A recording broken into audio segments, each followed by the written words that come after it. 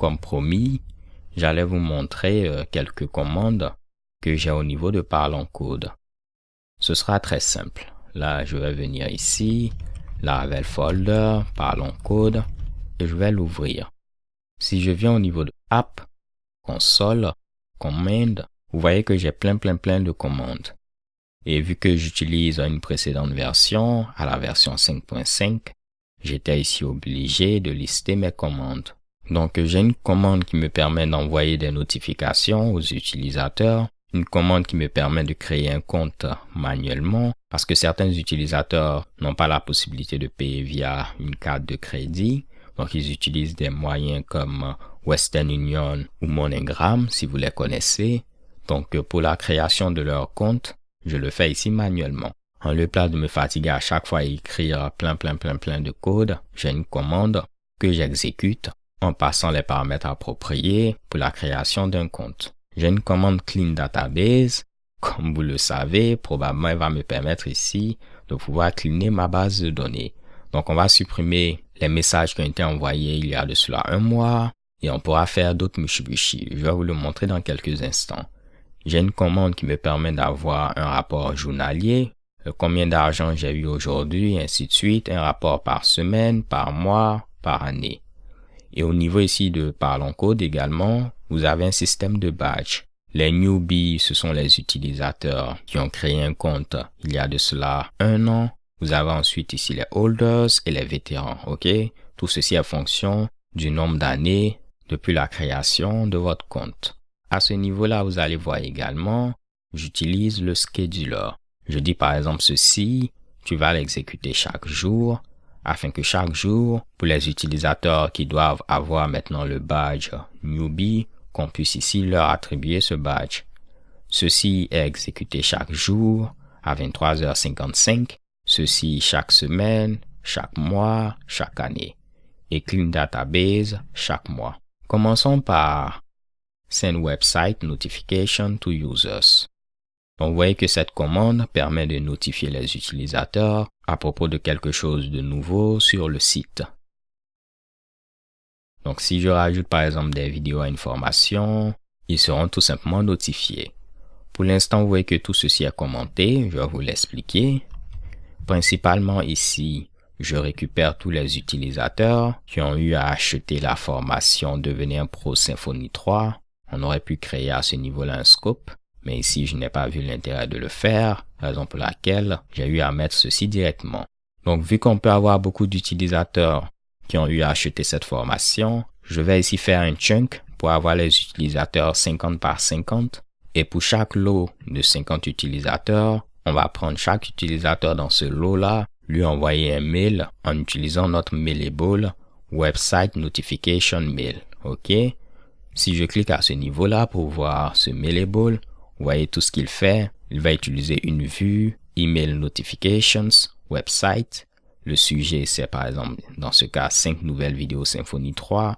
Donc, à chaque fois que je veux envoyer un mail, je vais tout simplement modifier le sujet, modifier le message qui se trouve au niveau de cette vue. Et après, je pourrais utiliser ma commande Parlons Code Send Notification. Bien évidemment, je fais des tests en local afin de voir que le mail qui sera envoyé est bel et bien le mail que je souhaite ici envoyer. On revient ici. Ceci, je ne vais pas vous le montrer pour question ici de confidentialité. Pour Clean Database, tout ce qu'on fait à ce niveau-là, on récupère les demandes de support, donc les messages qui ont été envoyés via la plateforme, qui datent de plus d'un mois et on les supprime. De la même manière, ici, je donnais également des formations en ligne, mais pour l'instant, temporairement, j'ai mis ceci en pause. Donc, je récupérais les demandes de formation en ligne qui dataient de plus d'un mois et je les supprimais parce que probablement, j'ai déjà répondu à ces mushibushi là. Donc, vous voyez que j'ai un scope, 1 month old, ok? Comme je vous l'ai expliqué il y a quelques instants, ici, j'ai un dossier scope qui se trouve au niveau de App Model et j'ai ici Date Scopable. Et vous voyez que j'ai un scope pour récupérer les éléments de la journée, de la semaine, du mois, du dernier mois, de l'année, et ainsi de suite, ok? Et vu que je voulais l'utiliser au niveau ici de support request, j'ai mis simplement use that's copyable. Et au niveau de training request, je voulais aussi l'utiliser, use that's copyable. Je l'ai utilisé, si je ne me trompe pas, au niveau de user. Donc là également, use that's copyable. Et je n'ai pas besoin de dupliquer quoi que ce soit. OK? On revient au niveau de kernel pour voir d'autres commandes. Ici, c'est pour le rapport journalier. Pas de problème. Tout ce que je fais, c'est quoi? Là, c'est un titre qui sera affiché au niveau du mail qui sera envoyé. Là, j'ai le nombre d'utilisateurs qui ont créé un compte dans cette journée. Donc, vous voyez, j'utilise ce scope User of the Day Count. Donc, tu me comptes le nombre d'utilisateurs qui ont créé un compte dans cette journée. Ici, on va tout simplement faire la somme des commandes qui ont été payées. Comme ça, je pourrais savoir pour la journée quel est le revenu que j'ai eu à obtenir. Quel est le nombre de demandes de support technique qui ont été envoyées dans la journée, le nombre de demandes de formation en ligne, et j'utilise toutes ces informations pour envoyer mon mail. Ce sera quasiment la même chose pour monthly report, simplement que ici vous voyez of the last month. Pour ici weekly report, ce sera pareil. Of the week, pour yearly, ce sera à ce niveau-là. Of the year, ok. Pour pouvoir ici débloquer les badges, ce sera très simple. À ce niveau-là, comme je vous l'ai dit, les newbies, ce sont les utilisateurs qui ont créé un compte depuis 1 an. Donc je dis, récupère-moi tous les utilisateurs qui sont âgés ici de 1 an et qui ne sont pas encore des newbies. En grosso modo, ce sont tous les utilisateurs qui ont créé un compte depuis 1 an, mais à qui on n'a pas encore attribué le badge newbie, ok? Tu vas faire un chunk, puisqu'on peut avoir plusieurs utilisateurs. Par groupe de 100, tu vas parcourir chacun de ces utilisateurs et leur débloquer le badge newbie, ok? Ce sera la même chose pour holders. Ce sont les utilisateurs qui ont créé un compte il y a de cela 2 ans. Vous voyez, c'est quasiment la même chose.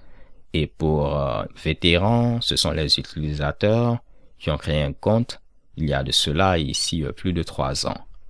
Pour cette méthode, vous pouvez cliquer pour voir un peu en détail ce qu'elle fait, ok? Pourquoi pas, je vais vous montrer ceci. Si je cherche Not Yet Newbies, c'est tout simplement un scope. Vu que je vais l'utiliser simplement au niveau de user, donc je l'ai mis directement à ce niveau-là. Tout ce que je fais, je vérifie, est-ce que l'utilisateur n'a pas encore le badge newbie, ok? C'est pourquoi je l'ai appelé ici Not Yet Newbies. Donc j'espère au moins les gars que ceci vous a donné ici quelques petites idées sur les commandes que vous pouvez créer. On se donne rendez-vous à la vidéo suivante. D'ici là, portez-vous bien, stay tuned and take care. Peace.